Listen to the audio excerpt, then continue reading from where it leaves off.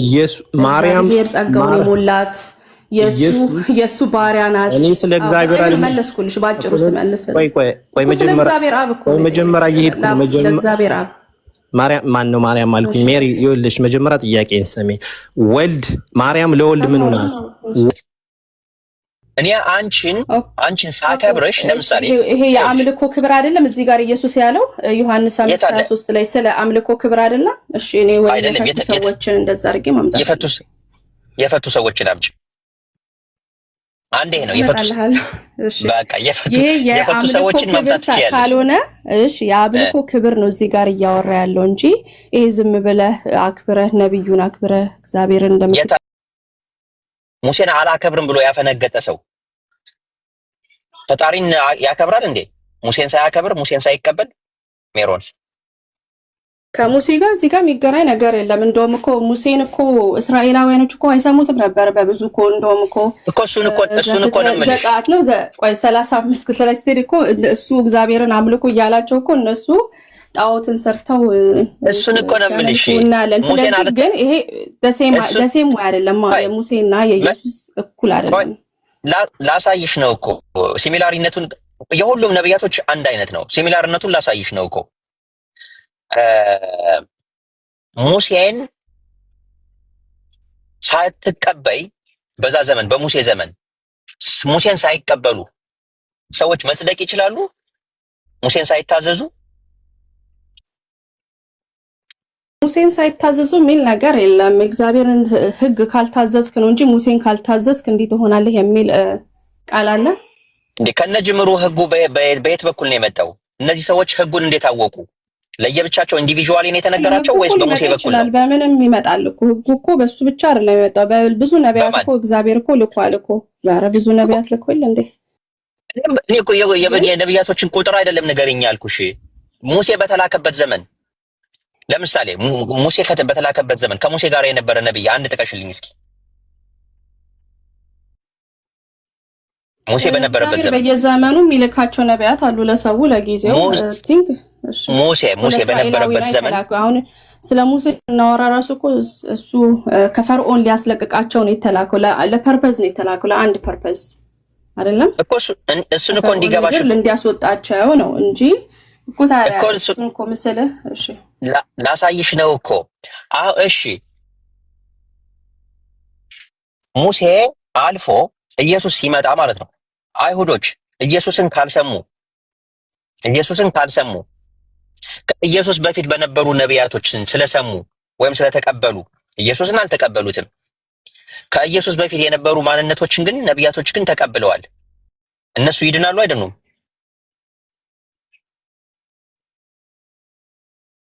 ነብይ መቀበልና እዚህ ጋር ኢየሱስ ክርስቶስ እየተናገረ ያለው ግን አንድ ነው ሐሰን ይገባኛል የምትለው በእነሱም እኮ የመጡትን የተቀበለው የላከኝን ይቀበላል ይላል እኮ መጽሐፍ ቅዱስ ኢየሱስን ሲናገር ግን ለአብ የምትሰጡትን ክብር ለሱም እንድትሰጡ እኮ ነው እያለ ያለው ቆይ እኮ ልዩነቱ ምን መሰለ ለአብ የምትሰጡትን ክብር ለወልድም እንደዛው እንድትሰጡት እኮ እያለ እኮ ክብር እኮ ለራሱ እኩል እያደረገ ነው ከአብ ጋር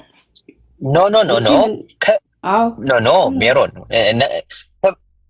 ክብር ማለት ምን ማለት ነው ሜሮን አምልኮ መፈጸም እኮ ማለት አይደለም ክብር ማለት እኔ አንቺን ሳከብርሽ ለምሳሌ ይሄ የአምልኮ ክብር አይደለም እዚህ ጋር ኢየሱስ ያለው ዮሐንስ 5:23 ላይ ስለ አምልኮ ክብር አይደለም እሺ እኔ ወልድ ሰዎችን እንደዛ አድርጌ ማምጣት የፈቱ ሰዎችን አምጪ አንዴ ነው በቃ የፈቱ ሰዎችን ማምጣት ትችያለሽ ካልሆነ እሺ የአምልኮ ክብር ነው እዚህ ጋር እያወራ ያለው እንጂ ይሄ ዝም ብለህ አክብረህ ነብዩን አክብረህ እግዚአብሔርን እንደምትቀበል የአምልኮ ሚል የታለ እሺ አንድ ጊዜ ላምጣልህ እንትኖች እንዳልኩት አብራራው እስከዛ አምጪ እኔ ግን አንድ ነገር አብሽሪ አንድ ነገር ላንሳልሽ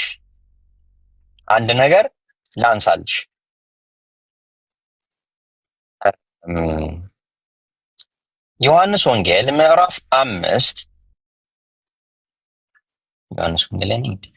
ዮሐንስ ወንጌል ምዕራፍ 5 ምን የሚል ነገር አለ መሰለሽ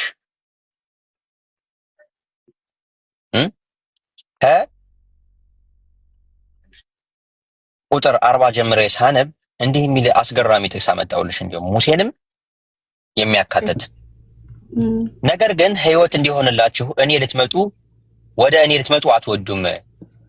ከሰው ክብርን አልቀበልም፣ ዳሩ ግን የእግዚአብሔር ፍቅር በራሳችሁ እንደሌላችሁ አውቃችኋለሁ።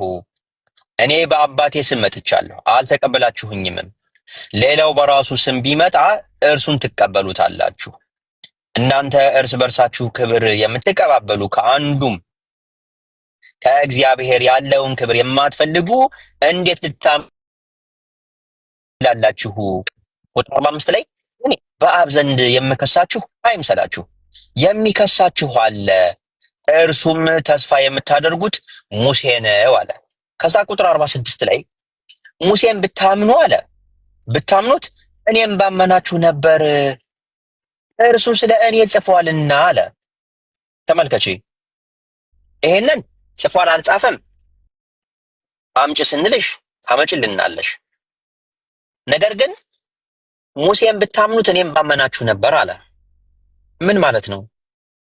ሙሴን መቀበል የሙሴን ነብይነት ያልጸደቀ ሰው የኢየሱስን ነብይነት ወይም የኢየሱስን መልእክተኛ ፕሮፌት መሆንን ተልኮ የመጣ መሆንን ያጸድቃል ነው እኮ ትርጉሙ። እምቢ አይልም፣ አሻፈረኝ አይልም፣ ያዙኝ ልቀቁኝ አይልም። እምነት ስለሆነ ማለት ነው። ሜሮን ግን እነሱ አሻፈረኝ አሉ። አሻፈረኝ ማለታቸው ብቻ አይደለም፣ ያለ ስሙ ስም አወጡለት አይሁዶች። እናቱንም አሟት ባልባሌ ነገር ማለት ነው። ዛሬም ድረስ ሳይሸማቀቁና ሳያፍሩ የሚናገሩት ንግግራቸው ነው። ግልጽ ነው። ይገባኛል ያልከው ነገር ያው አውድ ማየት አለብን። ለምን ለአይሁዶች ይሄን እንዳላቸው እሱን ብትቀበሉት ኖሮ እኔንም ትቀበሉ ነበር እያላቸው እሱ ስለኔ ነው የሚያወራው እያለ ያው በአውዱ መሰረት መሄድ አለብን ማለት እሱም የተናገረው ስለኔ ነው ለማለት ፈልጎ ነውና አውዱ ከስንት ጀምሬ ላንብብልሽ? በአውዱ ካልሽ ከስንት ጀምሬ ላንብብልሽ? ላነብልሽ ፈቃደኛ ነኝ። ከስንት ጀምሬ ላንብብልሽ? ችግር የለም። አሁን ምን መሰለህ ጥያቄያችን የነበረው ለምንድን ነው ክርስቶስ የምታመልኪው ስትለኝ ዮሐንስ 5:23 ማን ስላዘዘሽ ነው አልኩሽ። አዎ ለኔ ለአብ የሚሰጠውን ክብር ለወልድም ስጡ ብሎ ያዘዘው አባቱ ነውና ክብር መስጠት። ስለዚህ አሁን አንቺ ለአብ ክብር ስለሚሰጠው ለኢየሱስም ክብር ስለሚሰጠው ሁለቱም እየተመለኩ ነው እያልሽ ነው?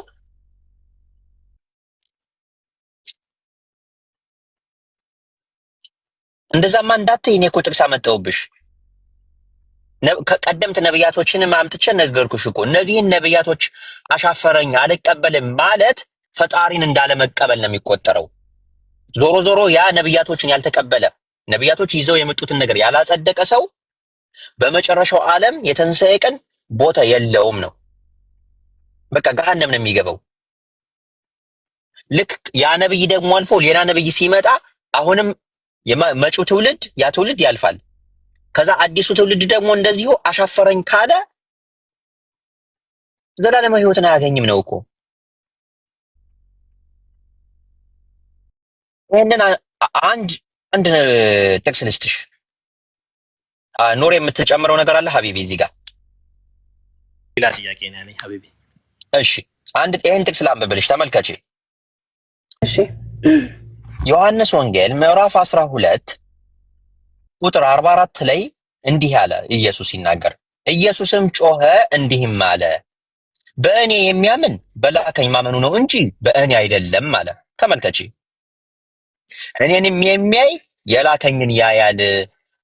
በእኔ የሚያምን ሁሉ በጨለማ እንዳይኖር እኔ ብርሃን ሆኜ ወደ ዓለም መጥቻለሁ። ዓለምን ላድን እንጂ በዓለም ልፈርድ አልመጣሁምና አለ። አሁን የሚናገረው ንግግር በደንብ አዳምጪ። ቃሌን ሰምቶ የማይጠብቀው ቢኖር አለ፣ ቃሌን ሰምቶ የማይጠብቀው ቢኖር የምፈርድበት እኔ አይደለሁም። የሚጥለኝ አለ ቃሌንም የማይቀበለው እርሱ የሚፈርድበት አለው። እኔ የተናገርኩት ቃል እርሱ በመጨረሻው ቀን ይፈርድበታል። ስለዚህ ኢየሱስ ይዞ የመጣውን ቃል እንደ አይሁዶች አሻፈረኝ ካልን ማንን ነው እየጣልን ያለ ነው? ኢየሱስን የላከውን፣ ሙሴን የላከውን፣ አብርሃምን ነብይ አድርጎ የመረጠውን አምላክ ነው እምቢ እያልን ያለ ነው። አንሰማም፣ እኛን አይመለከተንም የሚሉ ሰዎች ከኢየሱስን አይደለም ሪጀክት እያደረጉ ያሉት፣ ነገር ግን ሙሴንም አብርሃምንም የላከውን አምላክ ነው ሪጀክት እያደረጉ ያሉት ይዞት የመጣውን ነገር ባለመቀበላቸው። ይሄንን እንዴት ታውቀዋለህ ብለሽ ስትይኝ ሌላ ጥቅስ ላምጣልሽ። ሉቃስ ወንጌል ምዕራፍ 10 ቁጥር 16 ላይ ምን እንደሚል ታውቂያለሽ? የሚሰማችሁ አለ እኔን ይሰማል፣ እናንተንም የጣለ እኔን ይጥላል፣ እኔንም የጣለ የላከኝን ይጥላል ብሎ ተናገረ ኢየሱስ። የሚሰማችሁ እኔን ይሰማል አለ። እነማንን ነው? እሱ ያልፋል፣ ይሄዳል፣ ያርጋል። ነገር ግን አስተምህሮቱን ምን ለደቀ መዛሙርቶቹ ለተማሪዎቹ አስተምሯል። እነዚህ ተማሪዎች ደግሞ ለኛ ላለው ጄኔሬሽን ወይም በዛ ዘመን ለኖረው ጄኔሬሽን ያስተላልፋሉ።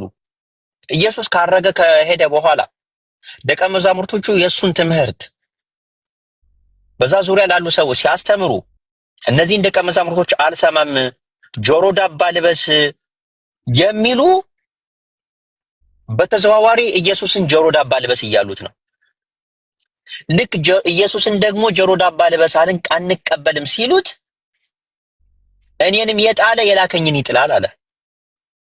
ዞሮ ወደ ማን የሚሄደው? ጫፉ ወደ የት የሚሄደው? የሚመዘዘው ሰማይና ምድርን ከፈጠረው አምላክ ሁሉንም ነቢያቶች ነብይ አድርጎ ከሾማቸው ከላካቸው አምላክ ነው ገመዱ የሚመዘዘው፣ ትዕዛዙ የሚተላለፈው።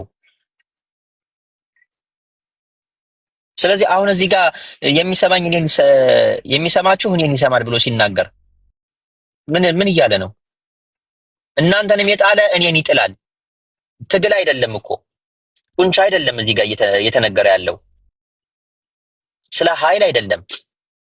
ነገር ግን እኔና አንቺ የኢየሱስ መልእክት የደረሰና ከትውልድ ትውልድ ተላልፎ ነው አይደለም? ሜሮን እኔና አንቺ በኢየሱስ ዘመን ነበርን አልነበርንም አይደል?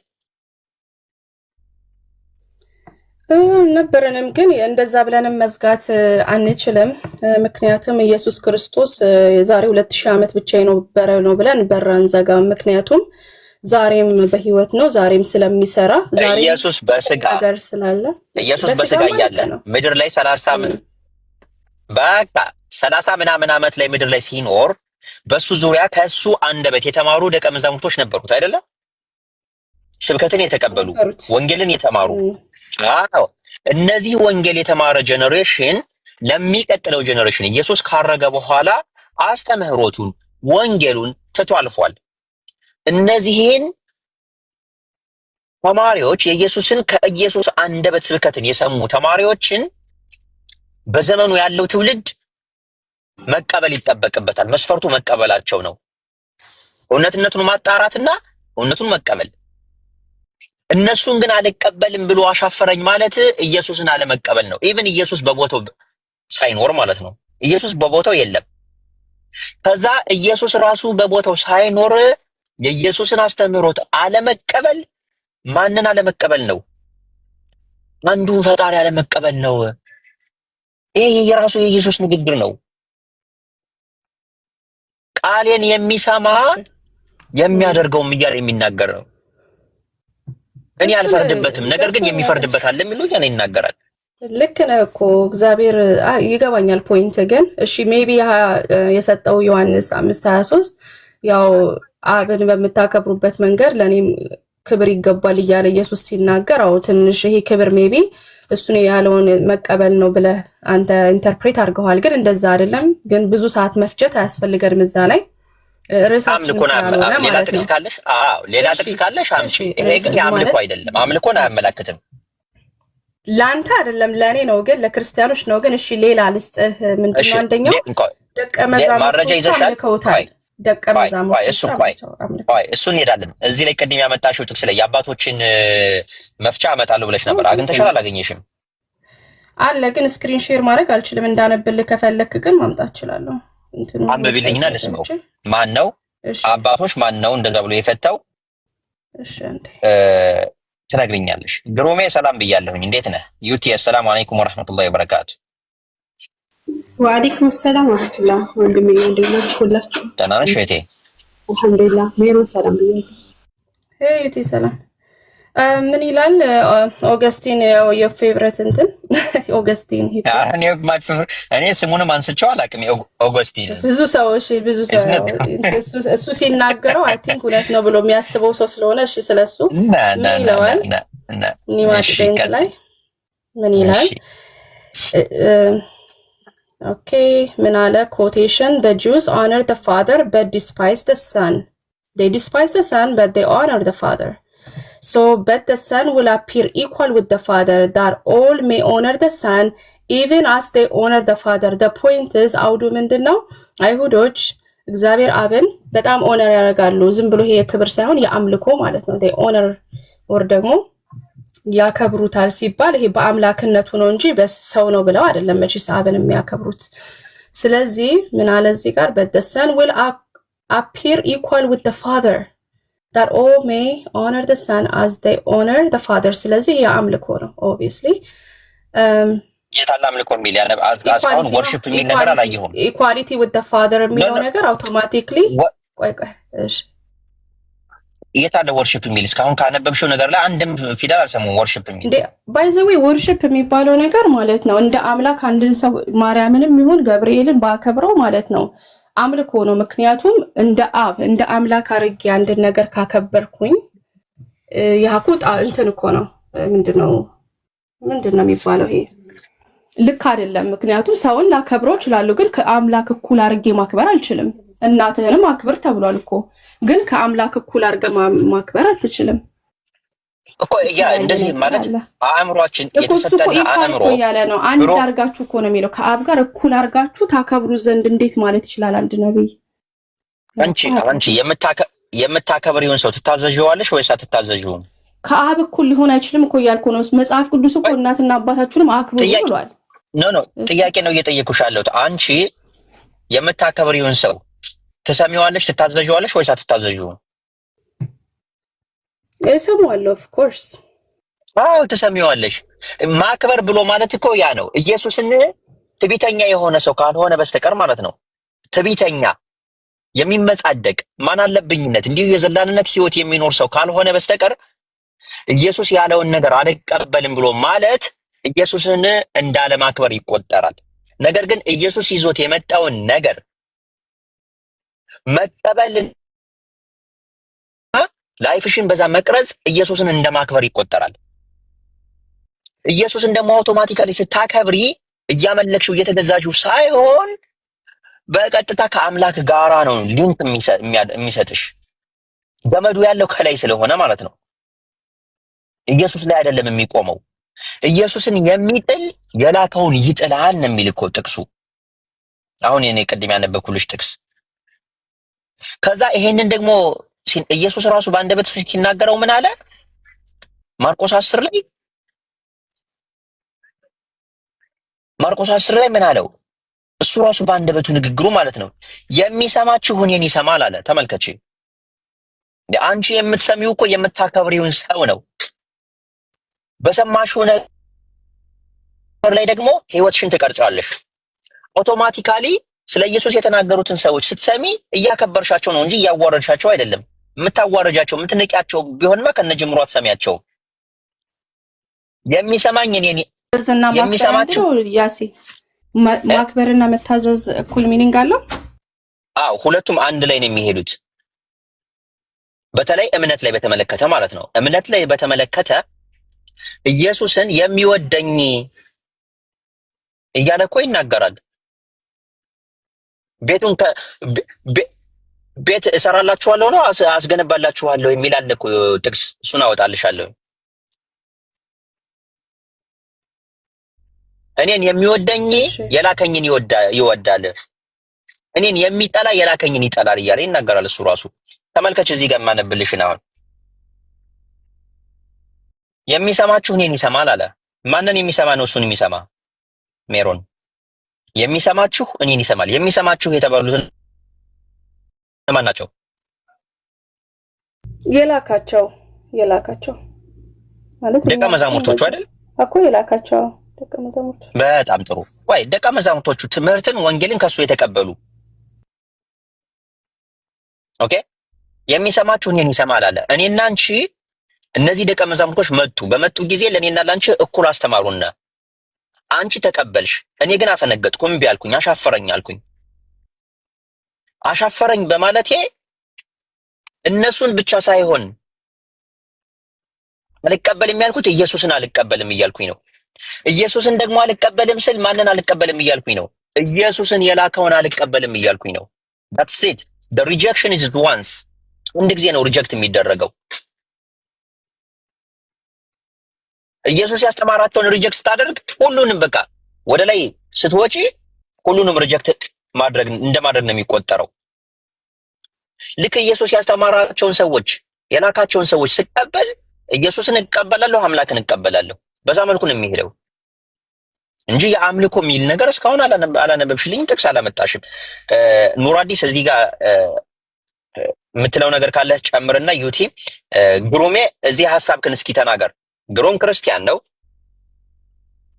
ለኔም አያዳላም፣ ላንቺም አያዳላም። አንቺም ክርስቲያን ነሽ ያለሽ መጽሐፍን ይዘሽ ግሩም ያለውን ሐሳብ ይናገር። ግሩም ክርስቲያን አይደለም፣ ጆቫ ዊትነስ ነው። ክርስቲያን እንድትለውም ይፈልግ አይመስለኝም። ጆቫ ዊትነስ አይ ችግር የለውም እንዳልል ካልፈቀደ እኔ ክርስቲያን መሆኑን የማውቀው አይደለም፣ እታረማለሁ። እኔ ነገር ግሩሜ ሰላም ላንተ ነው። እንዴት ነህ? ጥሩ ልጅ ነው። አይ ላይክም አለ። እንዴት ነው? ሰላም ናችሁ? ሁላችሁ ሰላም ናችሁ? እንዴት ነህ? አለን ሁሉ ሰላም። ድምጽ ያስተጋባል። የኔ ስልክ ትንሽ ጉዳት ደርሶበታል መሰለኝ። ክርስቲያን አይደለህም እንዴ? ክርስቲያን ነህ ስልህ ክርስቲያን አይደለህም እያለችኝ ነው። ወይም ብሎ ክርስቲያን ነኝ ብሎ አይልም እያለችኝ ነው። ተሳስቻለሁ ነው? ኦኬ ማለት ክርስቲያን ህዝበ ክርስቲያን አሁን ህዝበ ክርስትና የሚባል እምነት አለ። ህዝበ ክርስቲያን ማለት ብዙ ህዝበ ክርስቲያን እንዲሁ አለ። ግን ክርስቲያን ማለት የክርስቶስ ተከታይ ማለት ነው። ስለዚህ አንተ ነህ ወይስ አይደለህም? እኔ በእኔ ላይ የተሾመ ክርስቶስ ነው። ከኔ የወንድ ራስ ክርስቶስ፣ የሴት ራስ ወንድ ነው። የወንድ ራስ ክርስቶስ፣ የክርስቶስ ራስ እግዚአብሔር እንደሆነ እንድታውቁ እወዳለሁ ይላል ጳውሎስ። እና እኔ ምንድነው ብትለኝ ልክ እንደ እኔ የውሃ ምስክር ነኝ። የምመደበው ደግሞ ክርስቲያን ሆነው አንድ አምላክ ብለው ከሚያምኑት ጎራ። ስለዚህ ሌላ ጊዜ እኔ አንተን የይሖዋ ምስክር እያልኩኝ ልጥራህ ወይስ ክርስቲያን ብዬ ብጠራ ችግር አለው? ግሩም ክርስቲያን ነው ብዬ ብናገር ችግር አለው? ምስክር ብትለኝ እመርጣለሁ። ለምን ክርስቲያን ስትል ብዙ ዲኖሚኔሽን ስላለ የትኛው ክርስቲያን ነው? ለምሳሌ ትሪኒቴሪያን በውስጥ ታዋቂነትማ እኔ አውቃለሁኝ። ለኔ በውስጥ ታዋቂነት ለመለየት የይሖዋ ምስክር ወይ ክርስቲያን የይሖዋ ምስክር ብትለኝ ደስ ይለኛል። በቃ እሺ ለወደፊት አርማለሁ። ክርስቲያን የይሖዋ ምስክር ነው። ክርስቲያን የይሖዋ ምስክር የአምላክን ስም የሚጠቀም ማለት የመጀመሪያውን የአምላክ ስም የሚጠቀም ኦሪጂናሊ ብለህ ልትል ትችላለህ። ግን እኔ አሁን በተወያያችሁት ላይ 2 ደቂቃ ወይ 3 ደቂቃ ሀሳብ ብሰጥ ደስ ይለኛል። እሺ ቀጥል። ኦኬ ጥቅሱ በተመለከተ ጥቅሱ ላንብብልህ። በቅድሚያ አውቀዋለሁ ጥቅሱን። እሺ ምንድነው እዛ ክፍሉ ላይ? እሺ አንብበው ጥቅሱን። እሺ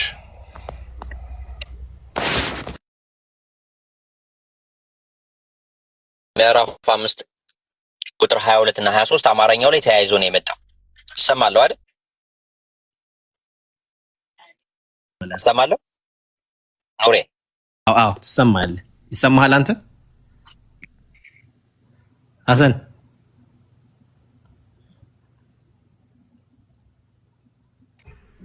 ሐሰን አለ? አሁን ሰማለሁ አቢቢ። አዎ ትሰማለህ። እኛ እንሰማለን። ሰዎች ሁሉ አብን እንደሚያከብሩት ወልድን ያከብሩት ዘንድ ፍርድን ሁሉ ለወልድ ሰጠው እንጂ አብ በአንድ ሰው እንኳን አይፈርድም። ወልድን የማያከብር የላከውን አብን አያከብርም ይላል ግሩም። ኦኬ እንግዲህ ጥቅሷን ብቻ ወስደን የጠየኳትን ጥያቄ ልድገምልህና ከዛ እሷ መልስ ነው ብላ ነው ያመጣችው። ለጠየኳት ጥያቄ ልድገምልህ ጥያቄውን። እሺ ምን ጠየቅኳት? በመጀመሪያ ኢየሱስን ታመልኩታላችሁ ወይስ አታመልኩትም ብዬ ስጠይቃት መጨረሻ ላይ አመልከዋለሁ አለችኝ። እንድታመልኪው ማን ነው ያዘዘሽ ብዬ ጠየቅኳት። ማን ነው ያዘዘሽ ብዬ ስጠይቃት ይሄንን ጥቅስ አመጣችልኝ። አይ ይሄ ጥቅስ አምልኮን አይደለም እየተናገረ ያለው፣ ኢየሱስን አምልኩት እየተባላችሁ አይደለም ስላት ሌሎች ጥቅሶችንም ጠቅሰናል። ስለዚህ ያንተ ሐሳብ ምንድነው እዚህ ጋር?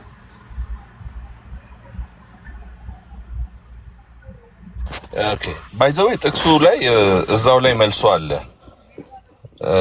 ኢየሱስ ይመለካል ወይ ስለ አምልኮት የሚገልጽ ሐሳብ የለውም። ራሱ ቃሉ ግሪከኛውን ቃል ማየት ነው።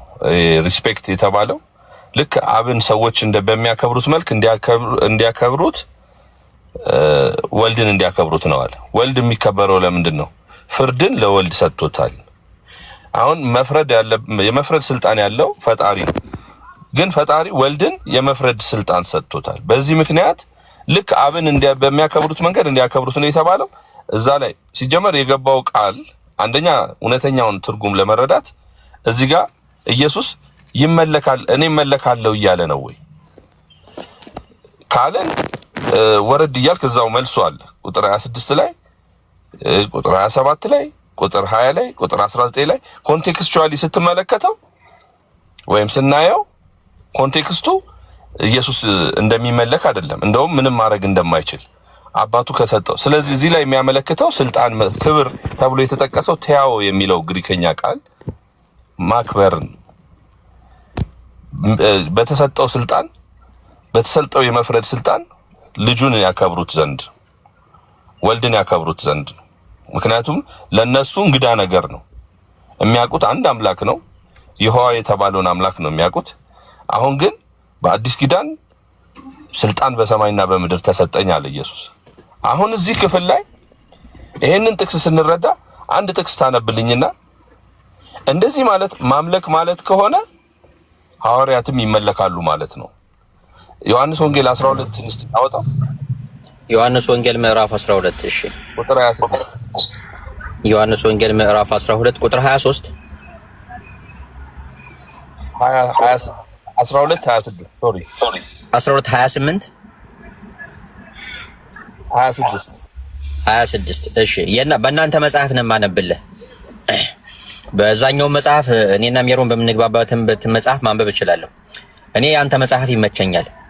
እኔን ሊያገለግል የሚፈልግ ቢኖር ይከተለኝ፣ እኔ ባለሁበት አገልጋይም በዚያ ይሆናል፣ የሚያገለግለኝንም ሁሉ አብ ያከብረዋል ይላል። ተግናለሁ። አሁን አየኸው እዚህ ክፍል ላይ አብ ያከብረዋል፣ እኔን የሚያገለግለኝ ወይም እሱን የሚቀበለውን አብ የሚያከብረዋል ሲባል አብ ያመልከዋል ወይ ማለት ነው? አይደለም። ማክበር ምን ማድረግ ነው? ፌቨር እንደማለት ነው። ምንድነው? ለሚሰጠው ለአንድ ሰው ላደረገው ነገር ተቀባይነት ማግኘትን ነው የሚያመለክተው። አሁን እዚህ ጋር ልክ ወልድን ማነው አብን በሚያከብሩበት መንገድ ወልድን የሚያከብሩት ባይዘው የሚያወራው ክፍሉ ስለ ፍርድ መሰጠት ነው። ፈራጅነት። አሁን ኢየሱስ ከትንሳኤ በኋላ በሕያዋንና በሙታን ላይ የመፍረድ ስልጣን ተሰጥቶታል። እንደውም አብ በአንድም አይፈርድም፣ ፍርድን ለወልድ ሰጥቶታል ነው ያለው። ግን እንዴት ነው የሚፈርደው? ከራሱ ይፈርዳል ወይ ስንል ቁጥር 30 ላይ እንደሰማው ፈርዳለሁ፣ የላከኝን ፈቃድ እንጂ ፈቃዴን አልሻም። ቁጥር 19 ላይ ከፍ ብለህ ብታይ ነው እዚሁ ላይ ቁጥር ምዕራፍ 5 ቁጥር 19 ላይ እስቲ 19ን አንብበው። እሺ ምዕራፍ 5 ቁጥር 19 በዛኛው መጽሐፍ ላነበው ነው፣ በአንተ ያነበብኩኝ አይደለም፣ ምክንያቱም 12 ስለከፈትኩኝ። ስለዚህ ኢየሱስ መለሰ እንዲህም አላቸው፣ እውነት እውነት እላችኋለሁ አብ ሲያደርግ ያየውን ነው እንጂ ወልድ ከራሱ ሊያደርግ ምንም አይችልም። ያ የሚያደርገውን ሁሉ ወልድ ደግሞ ይህንን እንዲሁ ያደርጋልና ይላል። እንግዲህ ባለቤቱ ነው እንደዚህ ያለው ኢየሱስ። ያ የሚያደርገውን ስለ አብ የሚያደርገውን ከዛ ስለሚወደው ደግሞ ያሳየዋል፣ ምን እንደሚሰራ ያሳየዋል፣ ትደነቁም ዘንድ ከዚህ የሚበልጥ ያሳየዋል ይላል። እዚሁ ክፍል ላይ ከፍ በልና ቁጥር 22ን አንብበው እስኪ። ከ23 በፊት የተናገረው ቁጥር 22 ምን ሰጠው ይላል? ያሁኑ 21 ላይ አብ ሙታንን እንዲያስነሳ ሕይወትም እንደሚሰጣቸው እንዲሁ ወልድ ደግሞ ለሚወዳቸው ሕይወትን ይሰጣቸዋል።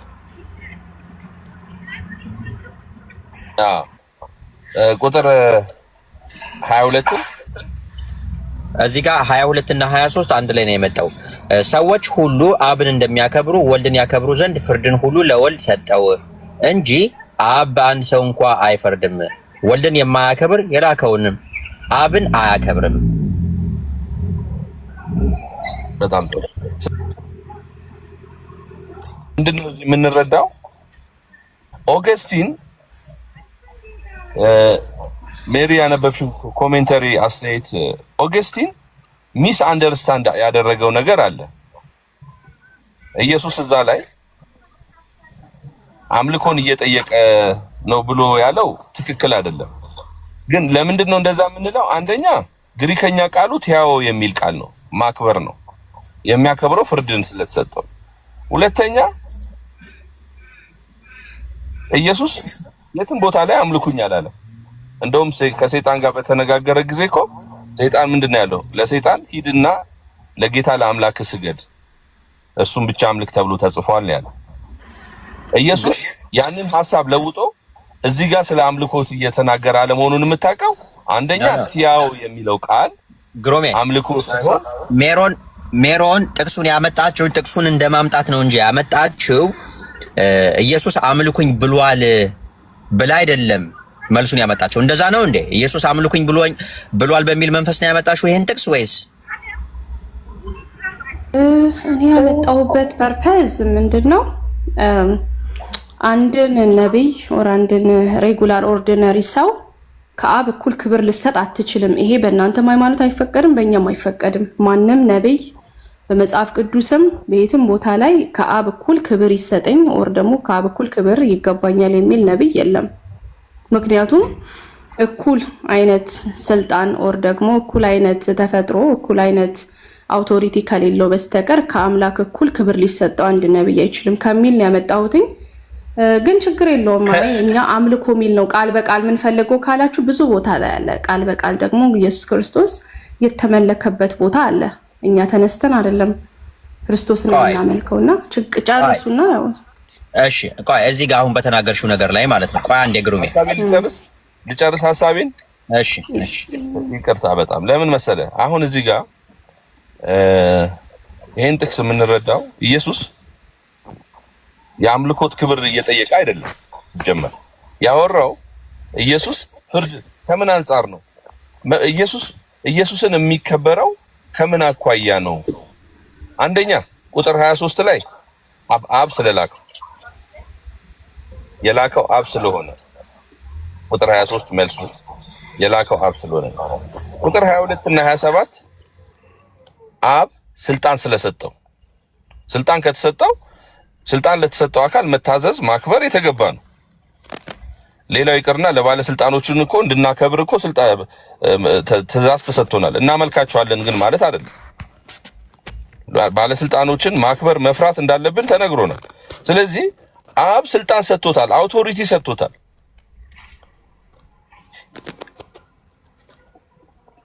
ሶስተኛ ቁጥር 30 ላይ ያነበብነው እዛው ላይ መልሱ ማለት ነው። እዛው ቁጥር 30 ላይ ያለው ምንድነው? የመፍረድ ስልጣን ተሰጥቶታል። አብ በአንድም አይፈርድም፣ ለፍርድ ለወልድ ሰጥቶታል። እንዴት ነው የሚፈርደው? እንደሰማ። ስለዚህ ኢየሱስ ልክ አባቱ በሰጠው ስልጣን ነው ይሄንን ተግባር የሚያከናውነው። በዚህ ምክንያት ላኪ ስላለው እና እሱን ማክበር ማለት ኢየሱስን ማክበር ማለት አብን ማክበር ማለት። ምክንያቱም እሱ ነው አይላከው ከራስ ያልመጣሁኝም እኔ I didn't come from my own initiative ብሏል እኮ ኢየሱስ። ስለዚህ ኢየሱስን ማክበር የተገባ ነው። እሺ ግሩም it's okay I think ሁላችንም እሱም የደገመው ያሲን ያለውን ነው እየደገምክ ያለውና it's okay ከዚህ ሙቭ ማለት እንችላለን።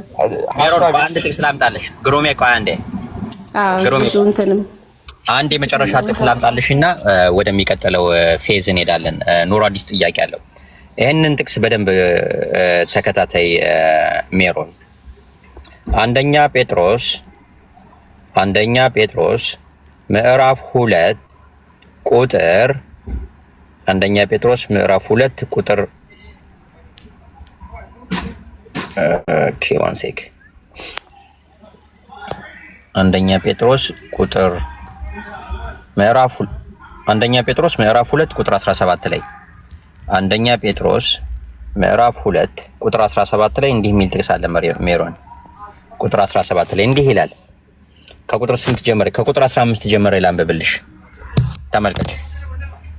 በጎ እያደረጋችሁ የማያውቁትን ምኞት ዝም ታሰኙ ዘንድ እንዲህ የእግዚአብሔር ፈቃድ ነውና አርነት ወጥታችሁ እንደ እግዚአብሔር ባሪያዎች ሁኑ እንጂ ያ አርነት ለክፉ መሸፈኛ እንዲሆን አታድርጉ። ሁሉን አክብሩ፣ ወንድሞችን ውደዱ፣ እግዚአብሔርን ፍሩ፣ ንጉሱን አክብሩ ይላል። አሁን ሁሉን አክብሩ ብሎ ማለት ቅድም ያልኩሽ ነገር ነበረ። አንቺ የምታከብሪውን ሰው የሚልሽን ትሰሚዋለሽ፣ ትታዘዥዋለሽ። ያን ስታደርጊ ሊንኩ ወደ ማን ነው የሚሄደው? ዞሮ ዞሮ መጨረሻው መሳቢያው ያለው ገመዱ ያለው ማን ላይ ነው ያለው? ያን አንቺ ያከበርሽውን ሰው የላከው ማንነት ነው የሚሰማው የሚያዘው። አንኳሩ ያለ እዛ ስለሆነ ማለት ነው። ሁሉን አክብሩ፣ ወንድሞችን ውደዱ። መጀመሪያ ለመዋደድ ራሱ መከባበር ይቀድማል። እግዚአብሔርን ፍሩ። እግዚአብሔርን እንፈራለን የሚል ሰው፣ አምላክን እንፈራለን የሚል ሰው ከነጅምሩ ማንን ያከብራል? ነብያቶችን ያከብራል። ነብያቶችን ይቀበላል። አሻፈረኝ አይልም። መስፈርት አያስቀምጥም። ነብይ ተብሎ ለተላከ ማንነት እንደ አይሁዶች አይ እኛ ከዚህ ይሄ መስፈርታችን ነው በዚህ ልክ እና ሜዠርመንት ካልመጣህ አንቀበልም። ጭራሽ አለመቀበላቸው ብቻ አይደለም፣ ስሙን ማጥፋታቸውን የእናቱን ስም ማጥፋታቸው እንዳለ ሆኖ ማለት ነው። እግዚአብሔርን ፍሩ፣ ንጉስንም አክብሩ። ንጉስን ስናከብር፣ የሀገር መሪን ስናከብር ለምሳሌ እያመለክነው ነው እየተገዛነው ነው ነው።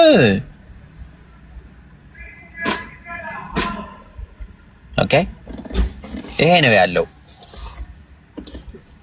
ግን ኢየሱስ ደም ከሰተድ እሺ ገብቶኛል እኮ ወላጃችሁንም እኮ አክብሩ ይላል እኮ። ወላጅህን እኮ ታከብሩ። ወላጅን ማክበር አይነት ክብር ነው የምንሰጠው ነው። ምክንያቱም የሚገባቸው ፍራ ስትባል ወላጆቻችሁን ፍሩ እኮ የሚገባቸው ነው ማለት ነው። ምክንያቱም ፍራ እግዚአብሔርን ሲል ምን ሊል እንደፈለገ ታውቃለህ ማለት ተንቀጥቀጥና በቃ እሱ ሰይጣን ስለሆነ በጣም ፈራውት እንድትል ሳይሆን ሞር ላይክ ሪስፔክት አድርገው አክብረው አምላክ ነው ታዘዘው ነው አይደለ? ያ ኮንሽስሊ የዕለት ተዕለት የምታደርጋቸውን ድርጊቶችሽን ከምን አንፃር ነው የምታደርጊው? ፈጣሪሽን ከመፍራት አንፃር ነው የምታደርጊው። እንደዚህ ባደርግ ኮንሲኩዌንሲው እንደዚህ ነው። መልካም ነገር ጽድቅ ነገር ብታደርጊ ደግሞ መንገድ ላይ ያለን እንቅፋት ሰዎች ይሰናከሉበታል፣ ሳያዩት ወድቀው ይሰበሩበታል ብለሽ የምታደርጊው ድርጊት ፈጣሪሽ አዘዘሽና ብታደርጊው አእምሮሽንም ሰላም የሚሰጥ ነገር ነው። አንደርስታንድ? ከዛ አንፃር ነው ኮንሽስሊ ይሄ ፈሪሃ በአማርኛ እግዚአብሔርን በፈሪሃ እግዚአብሔር ማለት ነው። እንደዛ እንደማለት ነው። በአማርኛ ፈሪሃ እግዚአብሔር ይባላል። በአረብኛ ምን ይባላል መሰለሽ? በአረብኛ ተቅዋ ይባላል። ይሄ ተቅዋ ልቦና ውስጥ የሚቀመጥ ነው። ሰዎች ስላዘዙሽ፣ ሰዎች ስላስገደዱሽ፣ እጅሽን ስለጠመዘዙሽ የምታደርጊው አይደለም። ነገር ግን ውስጥ ላይ የሚበቅልና እለት እለት ዲቨሎፕ እየሆነ የሚሄድ ነው። ኖርቸር እየተደረገ የሚሄድ ነው እንጂ ናቹራሊ ጊቭን አይደለም። ናቹራሊ ጊቭንማ ቢሆን ኑሮ ይሄ ፈሪሃ አምላክነት ናቹራሊ ጊቭን ቢሆን ኑሮ ሁላችንም ፈሪሃ አምላክ እንሆን ነበር። የሚያፈነግጥ ሰው አይኖርም ነበረ። አልታዘዝም የሚል ሰው አይኖርም ነበረ በምድር ላይ። ነገር ግን መታዘዝንም አለመታዘዝንም የማን መብት አድርጎታል? ሜሮን የኔና ያንቺ መብት አድርጎታል። አንቺ ስትታዘዢ ፈሪሃ አምላክ አደረ። በቃ ታዘሽ፣ ተገዛሽ፣ እጅ ሰጠሽ ይባላል። ሐሰን ደግሞ አሻፈረኝ ብሎ አታድርግ የተባለውን ነገር ሁሉ እያጨማለቀና እያደረገ አፈንጋጭ ይባላል። ሐሰን ያልታዘዘ በቃ ያመፀኛ አንገተ ደንዳና ያስብለዋል። አይሁዳውያኖች አንገተ ደንዳና የተባሉት ለምንድን ነው? ማለት ቤተኞች ስለነበሩ ያ ሚራክልስ ፐርፎርም እየተደረገ ነቢያቶች ሚራክል እያሳዩአቸው ሙሴ ለ40 ቀን የተወሰነ ጊዜ ትቷቸው ቢሄድ ተመልሶ ሲመጣ ምን እያደረጉ ነው ያገኛቸው? ጥጃ በወርቅ ሰርተው እያመለኩ ነው ያገኛቸው። ከዛ በኋላ ያንን ነገር አሮንን ራሱ ይወቅሰዋል። ለምን እንደዚህ አደረክ? እንደዚህ ሲያደርጉ ዝም አልካቸው ብሎ ይሄ ታሪክ እስልምና ላይ ራሱ አለ። ኦልራይት። ከዛ አሁን ላይ ደግሞ ያሉ ስኮላሮችን አሁን ላይ ያሉ ከኛ በእምነት በእውቀት ከኛ የበለጡ ሰዎችን ስንታዘዝ ስንቀበላቸው ያን ያለፉትን ነብያቶች እንደመቀበል ነው። ያን ያለፈ ነብይ ደግሞ መቀበል ደግሞ ማንን መቀበል ነው? ፈጣሪን መቀበል ነው። ፈጣሪን መገዛት ነው። እንደዚህ ነው ስቴጅስ የሚሄደው። ኦኬ ኑሬ ወደ ጥያቄ ሀቢቢ በጣም አፉ በለኝ አዘገየሁት። ወሬ አበዛለሁ እኔ እንግዲህ እንደዚህ ጥያቄ ነው ሪሳይክል ነው። ሜሪ እንዴት ነች? ሜሪ አለሽ? ሰማለኝ? አዎ ለኔ ትሰማኛለህ? ትሰማኛለህ? ወይም ለግሩም ትጠይቀዋለህ ወይስ ለሜሮን ትጠይቃታለህ? ሜሮን እስኪ ወይ ረፍት ትወሰድ ወይ እሷን ከጣይ መጠየቅ ወይም ግሩም ክርስቲያን ነው ማነው ጆሆባ ዊትነስ ክርስቲያን ነው። መጀመሪያ እሷ ልጠይቃትና ከዛ በኋላ ግሩም ኮሜንት ያደርግበትና ወደሱ እንሄዳለን። እሺ አይ ኦኬ ሜሮን አለሽ? ያለው ማርያም ለወልድ እናቱ ናት አይደል? ለኢየሱስ አምላክ ለሆነው ኢየሱስ በስጋ እናቱ ናት። ያው መለኮቱንም ወደ ምድር አምጥታለች። ያው ሰው እናቱ ናት። ኦኬ አብ ደግሞ ለወልድ አባቱ ነው አይደል? አዎ የባህሪ አባቱ ማለት ይሄ ባዮሎጂካል ሳይሆን ባዮሎጂካል አይደለም። ኦኬ ማርያም ለአብ ምኑ ናት? ማርያም ለአብ ምኑ ናት? የፈጠራት ፍጥረት ናት ማርያም ለአብ። ስለዚህ አብ ነው የፈጠራት? አዎ አብ ወልድ መንፈስ ቅዱስ አንድ አምላክ አይደል እኮ። አብ ነው የፈጠራት። አሁን ወደ መንፈስ ቅዱስ አልሄድኩም ነው። አንድ ነጥለህ አይደለም አብ ወልድ መንፈስ ቅዱስ። ኦኬ በማን ሁሉ ነገር የመጣው ይልሃል ዮሐንስ 1:3 ላይ ሁሉ ነገር የመጣው በክርስቶስ ነው። ስለዚህ ማርያምንም ፈጥሯታል ማለት ነው ኢየሱስ። መንፈስ ቅዱስ በሷ ውስጥ ነው። መንፈስ ቅዱስን አልጠየቅም። ሰው ሲፈጠር በተፈጠረችው ኦኬ መንገድ ተፈጥራለች ማርያም ማለት ነው። እኔ አይደለሁም ፈጠራት ያልሽው አንቺ ነሽ። እኔ እየጠየቅኩሽ ያለሁት ማርያም ለወልድ እናቱ ሆነ ቆይ ወልድ ማርያም ለወልድ ወይም ለኢየሱስ እናቱ ናት ብለን ተስማምተናል። አብ ደግሞ ለወልድ ደግሞ አባቱ ነው ብለን ተስማምተናል። አሁን መንፈስ ቅዱስን እዚህ ጋር እየጠየቅኩሽ አይደለም ያለሁትና እኔ እየጠየቅኩሽ ያለሁት ማርያም ለአብ ምኑ ናት ነው ብዬ እየጠየቅኩሽ ያለሁት።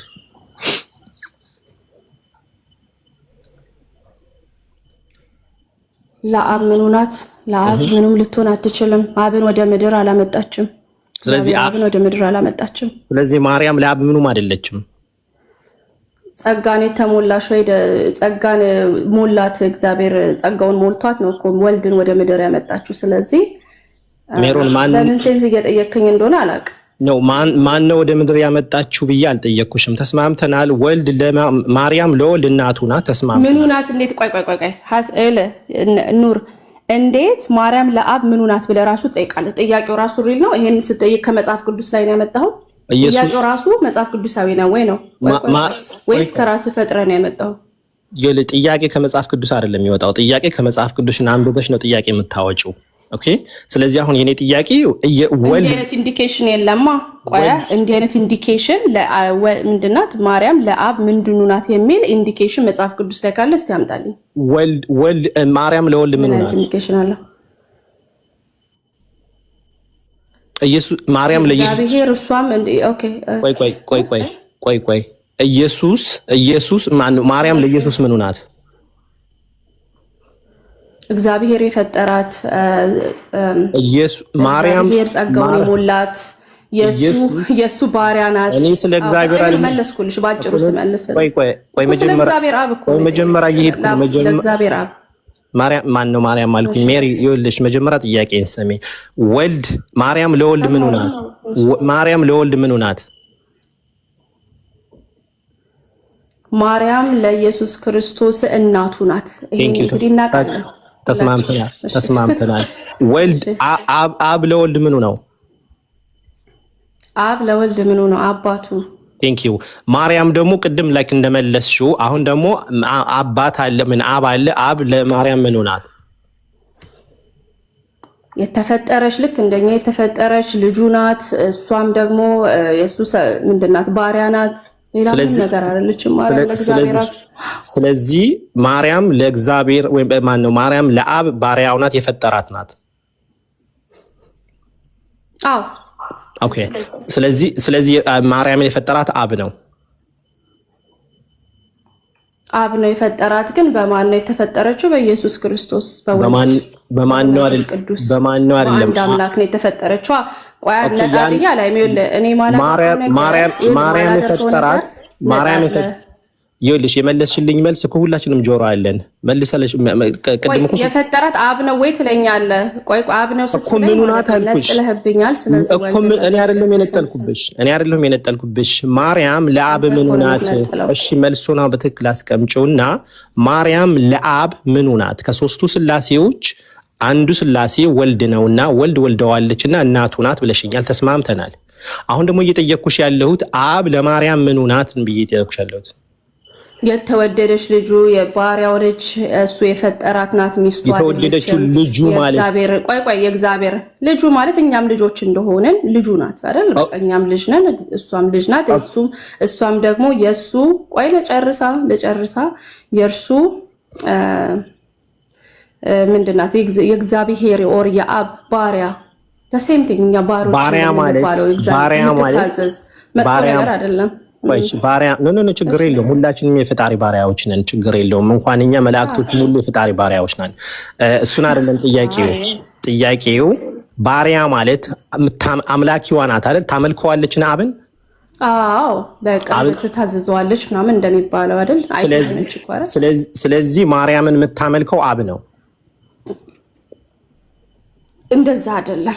አብን አይደለም የምታመልከው የምትለው አሁን አይደለም። አሁን ታመልከዋለች አዋላልሽም እንዴ? ለምንድን ነው በየሰከንዱ ቃልሽ የምታጥፊው? አብን ስትል ቆይ አንድ አምላክን ያህዌን ነው የምታመልከው አልኩ። በቃ ከዚህ በኋላ አልመልስልህም። ምክንያቱም አብን ነው የምታመልከው አትበለኝ።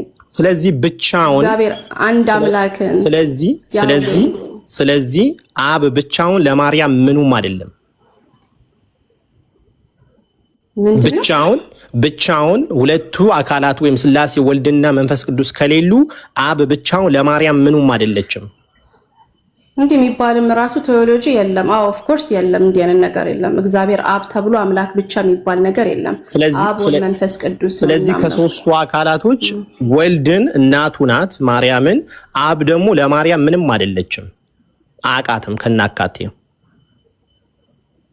እንደዚህ ይባላል። አሁን አየህ አይደለ? ወርድ ፋለሲ የሚባል ነገር እየሰራ ነው። ለምን መሰለ? ነጣጠልካቸው። ኢየሱስ ክርስቶስ በሷ መወለድ ስለነበረበት ለሰው ልጅ ቤዛ መሆን ስለነበረበት ወረደ። ከዛ በፊት ግን ማለት ነው ማርያም እንደ ማንኛውም ሰው የምትኖር እግዚአብሔር ባሪያ፣ እግዚአብሔር የሚወዳት እንደውም ጸጋ ሞላት። አንቺ ከሴቶች ተለየሽ ነሽ አላት። ለምን? ስለዚህ ሰው ነበረች ማለት ነው። አዎ። ስለዚህ ለምንድን ነው እኮ ነበራ ክርስቶስ ወልድ ነበራ ከሷ በፊት ስለ እሷ ባዮግራፊ ንገሪኝ አላልኩሽም? ማን እንደነበረች፣ መንፈስ ተሞልቶባት እንደነበረ፣ ጸጋ አግኝታ እንደነበረች፣ ሰው እንደነበረች፣ ትኖር እንደነበረች። እኔ ስለ እሷ ባዮግራፊ አልጠየቅኩሽም። ማርያም ማለት ማናት ብዬ አይደለም የጠየቅኩሽ። ሲምፕል ጥያቄ። ወልድ ኢየሱስ ክርስቶስ ለማርያም ልጇ ከሆነ፣ ማርያም ደግሞ ለሱ ደግሞ እናቱ ከሆነች፣ አብ ደግሞ ለወልድ አባቱ ነውና ማርያም ደግሞ ለአባት ምኑ ናት ነው። ሲምፕል It's not a complicated ነገር። እሱን መለስኩኝ እኮ ሚስቱ አይደለች እኮ መለስኩኝ ቅድም። ለአብ የፈጠራት ባሪያው ናት አልኩ። ስለዚህ ታመልከዋለች። ግን እሷ እንደዚህ እንዳንተ እንደምትለው አብ ነው፣ ይሄ ደግሞ ወልድ ደግሞ ያቀፍኩት ልጅ ደግሞ አምላክ አይደለም ብላ አይደለም። ገብርኤል በደንብ አድርጎ ማን እንደሆነ የምትወልደው ነግሯታል።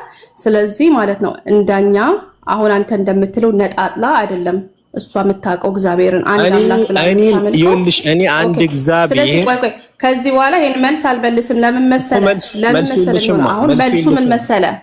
ለአብ ቆይ ልንገርህ፣ ለአብ ሚስቱ አይደለችም አልኩ፣ ባሪያው ነች አልኩ።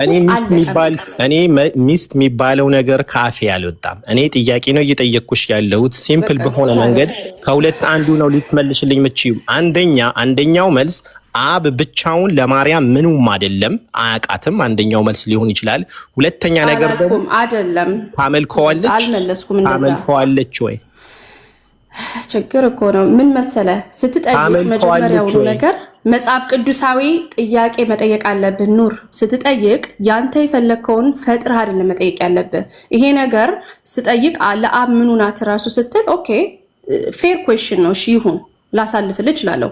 ከዛ ወዲህ ግን ከዛ እንዴት ነው ታዲያ ለአብ ምኗ ነው የምታመልከው? አብን ብቻ ነው ወይስ ወልድን ስትል መጽሐፍ ቅዱሳዊ መሆን አለበት እያልኩ ነው። ከየት ነው ያመጣኸው? አብን ብቻ ነው የምታመልከው? ካመጣሁበት ቦታ ልንገርሽ። እግዚአብሔር አለ በሶስት ተገልጧል። ቆይ አዳምጪ። እግዚአብሔር አለ በሶስት ተገልጧል። አንደኛውን የሥላሴውን አካል ወልድን ወልደዋለች።